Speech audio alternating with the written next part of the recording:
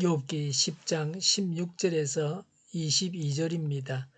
내 일이 잘 되기라도 하면 주님께서는 사나운 사자처럼 나를 덮치시고 기적을 일으키면서까지 내게 상처를 주려고 하셨습니다.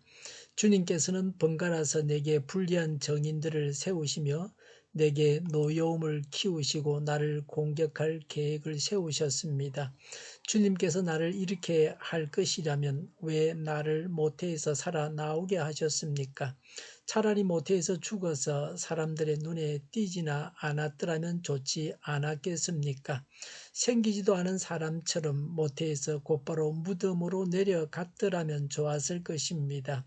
내가 살 날도 이제 얼마 남지 않았습니다. 나를 좀 혼자 있게 내버려 두십시오. 내게 남은 이 기간만이라도 내가 잠시라도 쉴 수 있게 해 주십시오. 어둡고 캄캄한 땅으로 내려가면 다시 돌아오지 못합니다. 그리로 가기 전에 잠시 쉬게 해 주십시오. 그 땅은 흑암처럼 캄캄하고 죽음의 그늘이 드리워져서 아무런 질서도 없고 빛이 있다 해도 흑암과 같을 뿐입니다. 아멘. 욥은 고난과 죽음에 대해서 말하고 있습니다. 고난과 죽음은 이 땅 위에 사는 모든 생명체가 다 겪는 것입니다. 우리 앞에 놓인 고난과 죽음에 대해서 음미해 보시기 바랍니다. 욥은 하나님께서 자신을 공격한다고 생각했습니다. 16절에 욥의 일이 잘 되기라도 하면 주님께서는 사나운 사자처럼 욥을 덮치시고 기적을 일으키면서까지 욥에게 상처를 주려고 하셨습니다라고 했습니다. 욥이 당했던 극심한 고난과 재앙의 상태를 묘사한 말입니다. 무서운 사자가 갈갈이 찢어 놓고자 하는 것과 같이 하나님께서 욥에게 극심한 고난을 주셨다고 합니다. 하나님께서 창의력으로 새로운 형태의 고통을 주셨기 때문에 그 고통으로 욥이 오만함을 회개하고 겸손해질 수밖에 없었습니다. 욥도 친구들과 같이 고난이 죄의 결과로 온다고 생각했습니다. 자신을 죄인 취급할 수밖에 없었습니다. 17절에 주님께서는 번갈아서 내게 불리한 정인들을 세우시며 내게 노여움을 키우시고 나를 공격할 계획을 세우셨습니다. 라고 했습니다.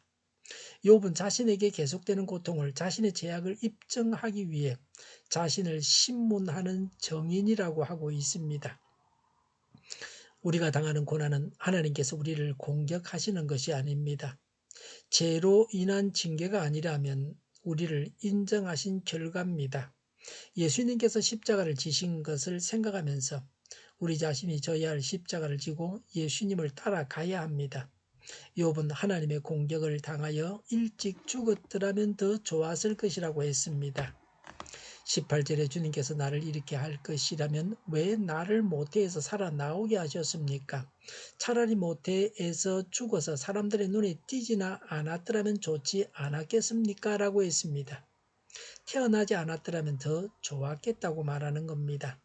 19절에 생기지도 않은 사람처럼 모태에서 곧바로 무덤으로 내려갔더라면 좋았을 것입니다. 라고 했습니다. 태어나자마자 바로 죽었더라면 더 좋았겠다고 했습니다. 욥의 항의입니다. 욥이 당한 고난이 극심해서 했던 말입니다. 욥은 고난을 피하고자 하는 나약함을 보여주고 있습니다. 하나님께서 생명을 주셨는데 죽기를 바라니 잘못되었습니다. 그리스도는 십자가를 앞에 두고 하나님의 뜻이면 십자가를 지겠다고 하셨습니다. 예수님은 고난을 당당하게 맞으셨습니다.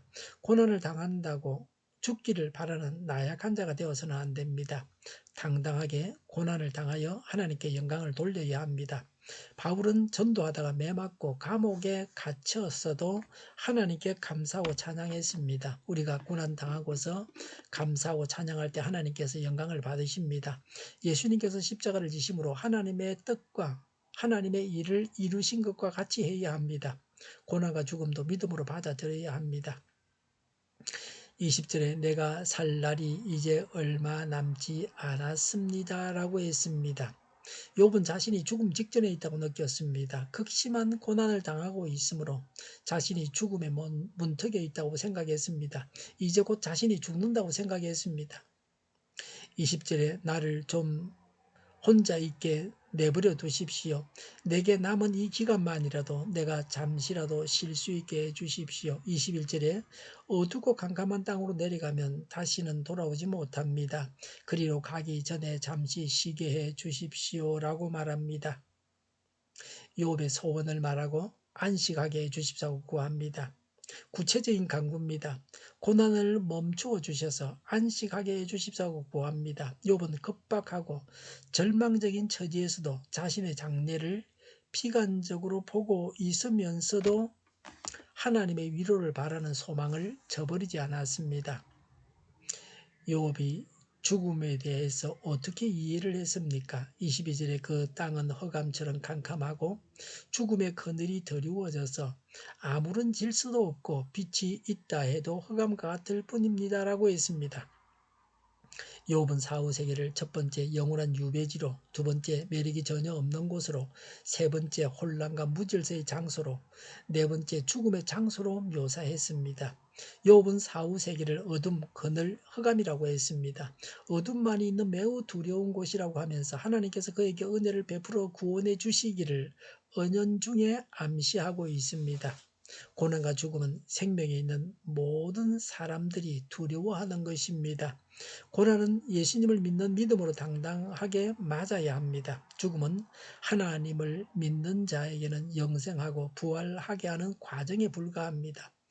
죽음도 믿음으로 당당하게 맞이해야 합니다. 그리스도 안에서는 죽음과 고난과 죽음도 다 우리의 유익을 위해서 있는 것입니다. 하나님께서 우리의 심령 깊숙한 곳에 주신 기쁨과 평안이 있어야 합니다.